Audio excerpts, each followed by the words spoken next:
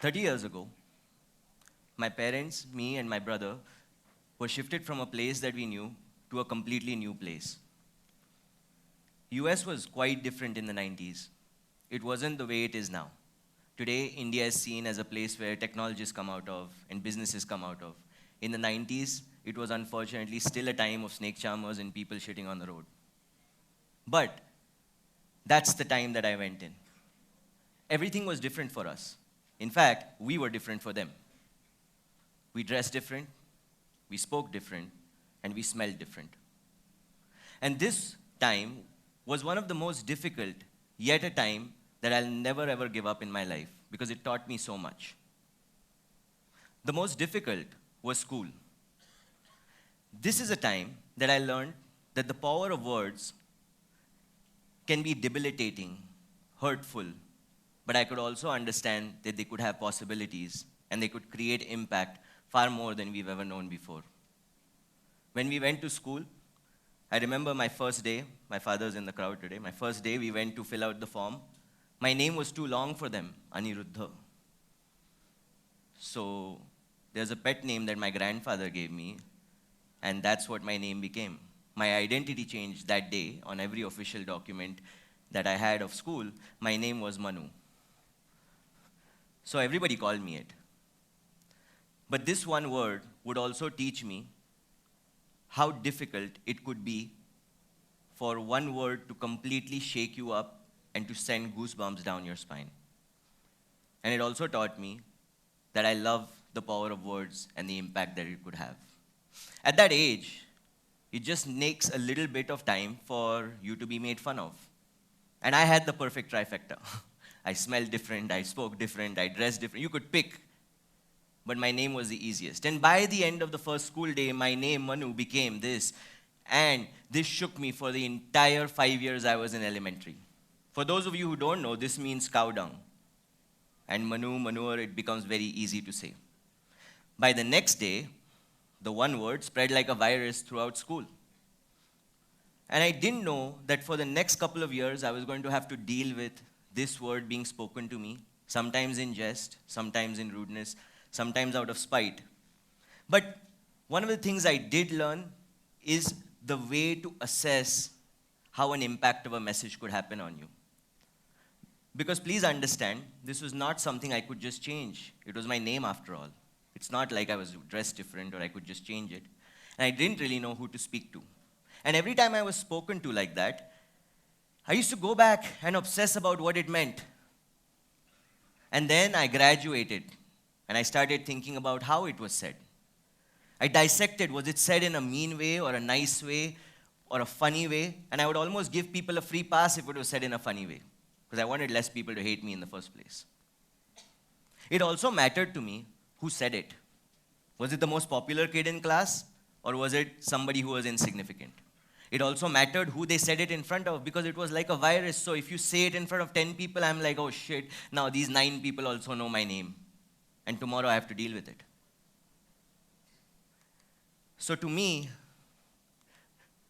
it really meant more than cow dung. It was hurtful, it was something that kept me up at night, and something I thought that would haunt me for a long part of my life there. But you know, as 6 years old, maybe we think problems are really big when they're not. Over time, it passed, and I enjoyed the rest of my time there, but the first few years in the US were difficult. But this time also taught me the 4 major elements, which I want to share with you, on how to assess an impact of a message. The first is, when I was obsessing about what it really meant, it's the most basic, meaning. That's the first aspect of messaging that we must know. The second is style, how it is said. So when you look at any type of message, the way that it is said, style, the way that it is said is one of the most important aspects for us to think about. Think about it in your life, right? If somebody says something to you, it depends on how they say it. My co-founder is also in this audience. She's been teaching me for the last 10 years. It's about how. And it also mattered who said it, which meant it's about the delivery. Who was it said in front of? Was it in a closed room? Was it one-to-one, etc.? And the last and most important is my perspective of looking at that word is different than the perspective that you have and different than the one that's mentioned in the dictionary. It's the context in which we look at something. So meaning, style, delivery, context. At 6 years old, I didn't know this, but now I know because I've spent my life in messaging so far, that I was actually learning the impact of what messages could do to you. And as I thought more and more, and I grew up and started understanding words, started understanding the power of words, I started thinking, what was the impact of that word on me, and what is the impact of a message on each of us, any message? And I realized that the first thing that we have a message of is thinking. What do you think about when I say something to you? It's called contextual, it's cognitive behavior, cognitive response. The second is, how does it make you feel? It made me feel isolated. It made me feel not wanted. It made me feel like I didn't belong there. Probably true in the 90s, but that's the emotional response. And the third response is looking at what is the action that it derives. So 3 types of responses every message will give: cognitive, emotional, and behavioral. These are 3 things I want you to keep in mind, because later on I'm going to give you a little tip of how to speak and how to deliver messages better. This will come in handy then.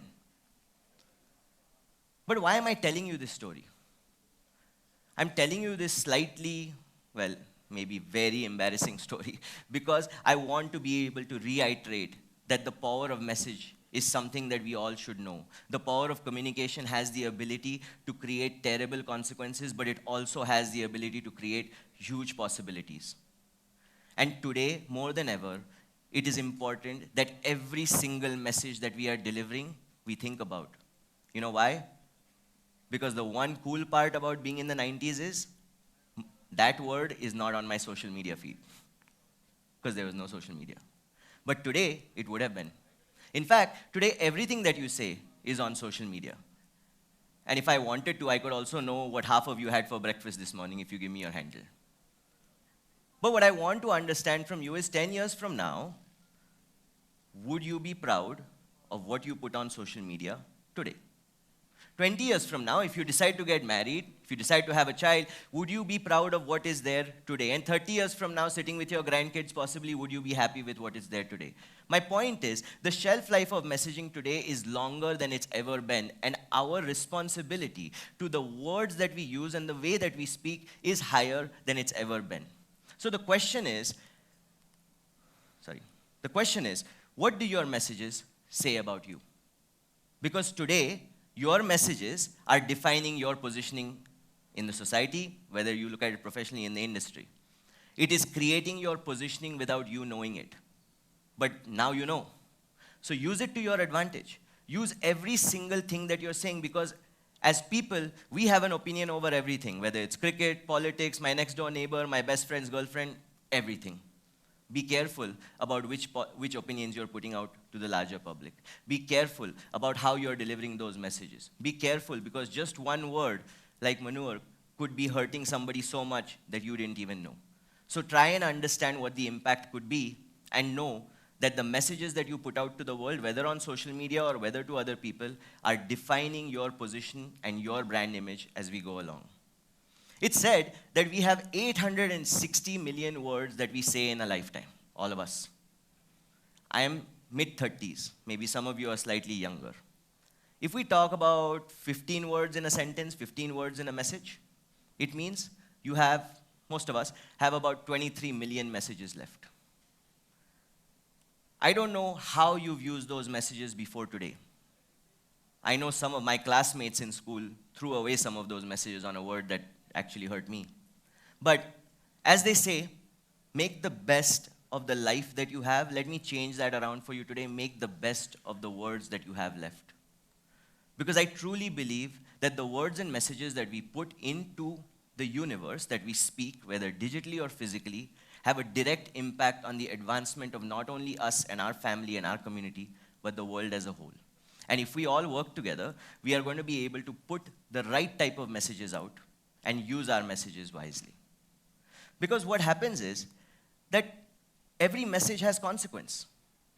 And if you don't know the consequence, if it's unknown, it will often have multiple consequences. Somebody was telling me before this talk that, one word, if you change one comma here or there or full stop here or there, it changes the meaning. So it could have multiple consequences, good, bad, ugly. Maybe some person who was saying that to me in class said it in a funny way, but they don't know that the consequence to me was I spent sleepless nights thinking about that word. Maybe if they knew, they wouldn't have said, but they don't know. So what's a way to go around this? How can we be more in control of what impact our messages could have? And one way to look at it is, I told you to remember cognitive, emotional, and behavioral. So to think, to feel, to act. Very easy. Understand these three words and deliver your communication in reverse. Determine what is the thought that you want to have in someone's mind. Determine what is the emotion you want them to feel, and determine how you want them to act. And then work backwards and create your message. Now, you have a controlled message with a known outcome. It's a simple thing, but you got to think backwards. I've learned this by doing branding for a decade now and working with leaders. But I'm sharing this with you because if all of us start working backwards like this, I believe we can advance, we can collaborate, and we can create value like we've never created before.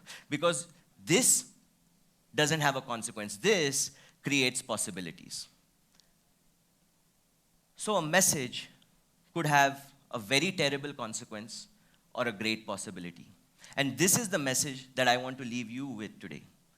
That whether it's stories that we tell, whether it's a text message that we send, whether it's a message that we say to someone, whether it's a tweet that we type out, or whether, in my case, just one word that we say to each other without even knowing the impact.